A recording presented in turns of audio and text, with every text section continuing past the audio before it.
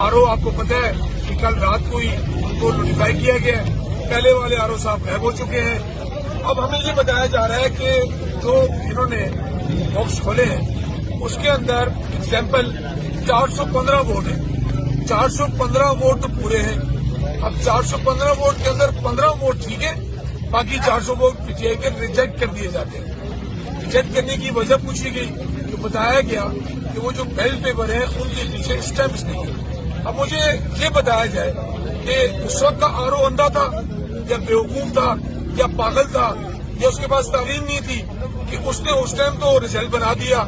सारे वहां पे पोलिंग एजेंट्स भी होंगे, सारी जमातों के पोलिंग एजेंट्स होंगे, तो उस वक्त क्या उनको स्टैम्प नजर नहीं आई थी?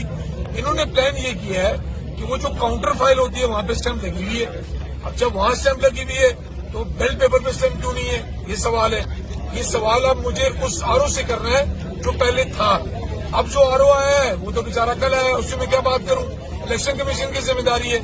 अब हमें ये बताया जा रहा है कि वो जो बैलेट पेपर है वो फोल्ड भी नहीं है। अब किया क्या होगा इन्होंने कि भाई वो जो जिसमें आप बैलेट पेपर लाए हैं उसकी नीचे से सिलाई आपने खोली होगी, नए बैलेट पेपर आप अंदर डाल दिए।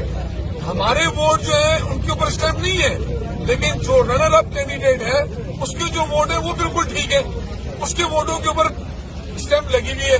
पीटीआई के जो बैलेट पेपर है उन पर स्टैम्प नहीं है। अब मुझे इसमें तो इलेक्शन कमीशन खुद बता दे कि क्या मजाक है।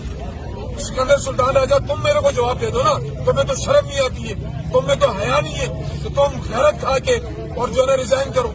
आज हमारे यहाँ पे कारकुनों को, पाकिस्तान तहरीक इंसाफ को, पहले तुमने हमें दहशतगर्द बनाया, 9 मई के बाद हमें इस हुकूमत ने, पीपल्स पार्टी की हुकूमत ने हमें दहशतगर्द बनाया। फिर निगरान हुकूमत आई, उन्होंने हमारे पे और जुल्म किया।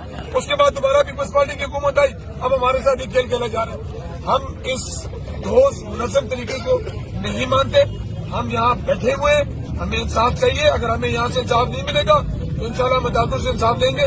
लेकिन ये जो तरीकाकार किया जा रहा है कि 400 रिजेक्ट कर दिए वोट और पीपल्स पार्टी की वोट सेम है, बाकी जमातों के सेम है, तो इससे कम से कम चोरी करते हुए तो अक्ल इस्तेमाल कर लो। कुछ 4-6 पेपर उनकी भी रिजेक्ट करो जिसमें हम कह सकें कि हाँ जी उनकी बैलेट पेपर में भी स्टैम्प नहीं है। एक थैला है, एक थैले के अंदर उनकी जमात के बैलेट पेपर पे स्टैम्प लगी हुई है, लेकिन पाकिस्तान तहरीक इंसाफ के बैलेट पेपर पे स्टैम्प नहीं है। ये बहुत बड़ा सवालिया निशान है। सिकंदर सुल्तान राजा साहब और निसार दुरानी साहब, आप तो पेड मुलाजिम है पीपल्स पार्टी के, आप बुनियादी रुकन है पीपल्स पार्टी के। क्या इलेक्शन कमीशन को नजर नहीं आता कि सिर्फ से हमारे जितने केस आते हैं वो मेंबर निसार दुरानी देख रहा है? क्यों भाई, हमें इसमें भी इतराज है। फौरन तौर पर उसको हटाया जाए। निसार दुरानी पीपल्स पार्टी का बुनियादी रुकन है, वो तो ऑलरेडी क्यों मुतनाजा हो गए? इलेक्शन कमीशन को नजर नहीं आता। हम सरबुलंद की सीट वापस लेंगे, ये हमारा राइट है क्योंकि मुंतखब एमपी है। नहीं तो फिर हमें मजबूर किया जा रहा है कि हम PS 112 के अवाम को यहाँ बुलाएं, यहाँ पे धरना दें और फिर उसकी तमाम सारी जिम्मेदारी इस इलेक्शन कमीशन की हो। और पुलिस को हमारे सामने न लाए। पुलिस का जो काम है पुलिस अपने काम करे। अंदर हमें धमकियां दे रही है पुलिस का ये काम नहीं है।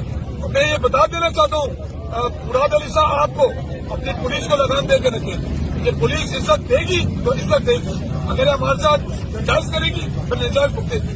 बहुत शुक्रिया।